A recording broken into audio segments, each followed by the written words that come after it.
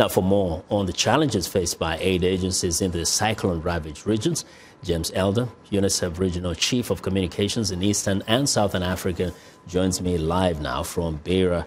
Good evening, Mr. Elder.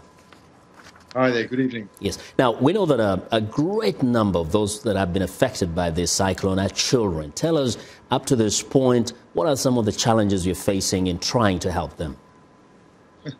They're almost innumerable.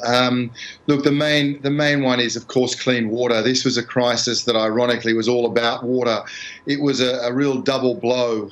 This deathly wall of wind that came through, as your correspondent said 12 days ago, then followed by incredible flooding. So kids who are always the most vulnerable, just simply because of their age and their health, were hit the hardest. They saw their homes disappear, they saw their schools washed away, they saw sometimes family members washed away, mums, dads, brothers, and then they're surrounded by dirty water. They have no access to that most essential source, which is clean water. Yeah.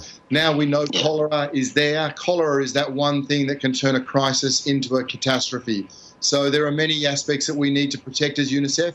Water's the first one. Getting kids back to their families and communities is an absolute second. Now, there has been an appeal from the United Nations Secretary General himself, Mr. Guterres, for more assistance. What is missing? What do you need? And when must it be done in order to save lives?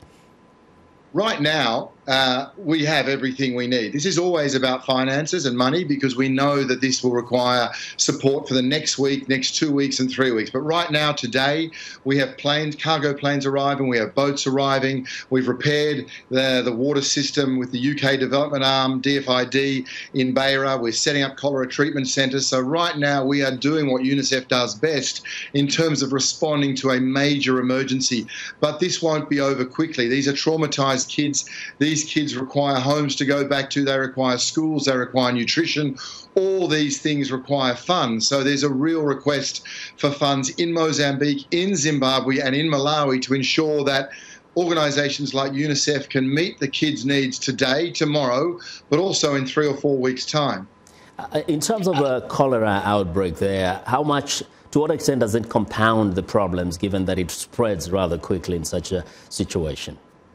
Yeah, look, it's the worst case scenario in so many ways. It's not completely unexpected, of course. You're talking about families who had everything submerged and there were decomposing bodies, no access to clean water. So this is perfect breeding conditions for cholera, which is why we do have these treatment centres, why we will have a vaccine coming for 1 million people very soon. But it massively compounds the problem.